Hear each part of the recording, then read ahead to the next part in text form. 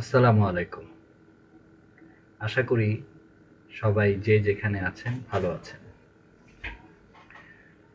আ আজকে একটা গুরুত্বপূর্ণ বিষয় আপনাদেরকে জানানোর জন্য এসেছি। সেটা হচ্ছে যে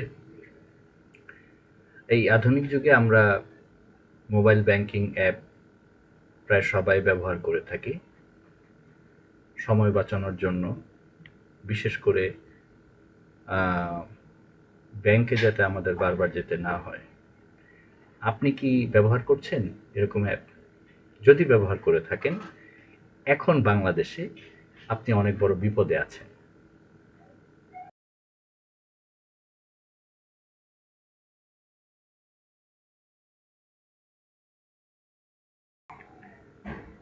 আমি কমপক্ষে দুটো ঘটনা জানতে পেরেছি যেখানে অভিনব কায়দায় আহ, এই অ্যাপ থেকে টাকা চুরি করা হয়েছে। অভিনব বলছি এই জন্য, যার ব্যাংক থেকে টাকাটা চুরি হয়েছে তিনি বিষয়টি জানতে পেরেছেন কমপক্ষে চুরি হওয়ার 5 থেকে 7 দিন পরে। এ থেকে বোঝা যায় যারা এই টাকাগুলো চুরি করছে তারা সম্পূর্ণ নূতন কিছু প্রক্রিয়া ব্যবহার করছে। তারা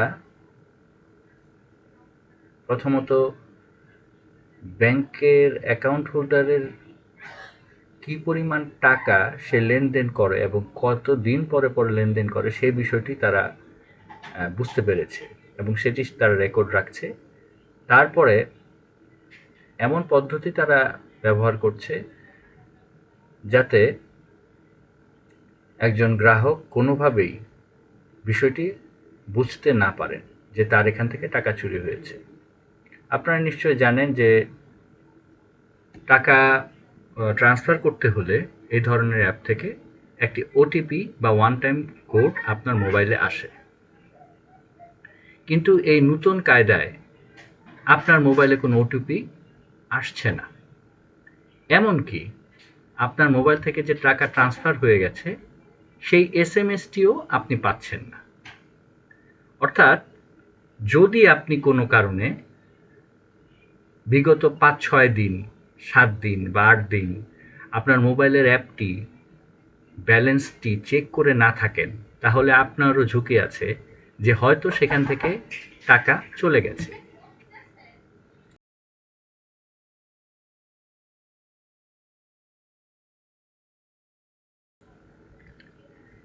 এখন পর্যন্ত যতটুক জানা গেছে যে চক্রটি কোনো না কোনোভাবে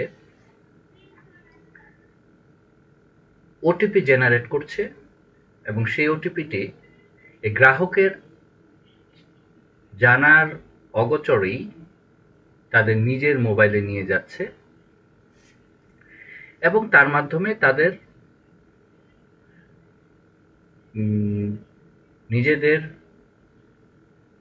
কন্ট্রোলে থাকা অ্যাকাউন্টে টাকাগুলো ট্রান্সফার করছে এবং সেখান থেকে টাকা তুলে তারা নিয়ে যাচ্ছে। এখন কথা হচ্ছে, ব্যাংকের কাছে তো আপনার নাম্বারটি আছে, তাহলে তারা কিভাবে ওটিপি জেনারেট করছে? আর ওটিপি জেনারেট করলেও কি ওটিপি আপনি জানছেন না, আপনি এসএমএস পাচ্ছেন না, কিন্তু তারা টাকা তুলে নিয়ে যাচ্ছে। এই বিষয়টি এখন পর্যন্ত পরিষ্কার হয়নি। সবচেয়ে ভয়ঙ্কর বিষয় হচ্ছে ব্যাংক বুঝতেই পারছে না এটি একটি অবৈধ লেনদেন হচ্ছে। ব্যাংক ওটিপি পাঠাচ্ছে এবং সে ওটিপি অনুযায়ী লেনদেন হয়ে যাচ্ছে। এছাড়া আপনিও টের পাচ্ছেন না বিকাশ এজেন্টের স্ক্যামের মতো আপনাকে কেউ ফোন দিয়ে আপনার কোনো তথ্য জানতে চাচ্ছে না। একেবারে আপনার জানার বাইরেই এই কাজগুলো হয়ে যাচ্ছে। ধারণা করা হচ্ছে যে কোনো না কোনোভাবে গ্রাহকের মোবাইলের নিয়ন্ত্রণ নিয়ে নিচ্ছে।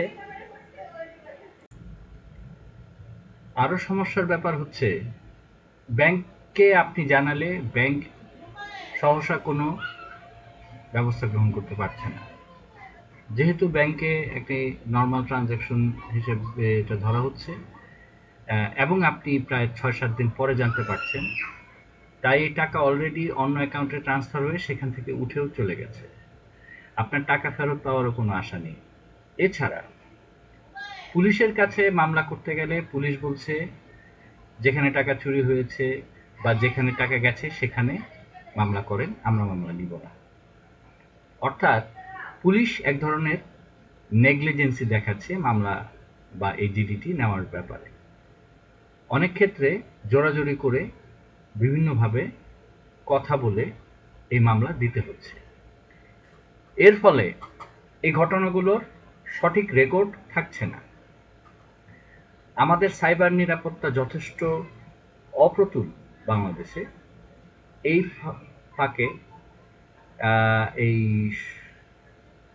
ফ্রডস্টাররা এই সুযোগ নিয়ে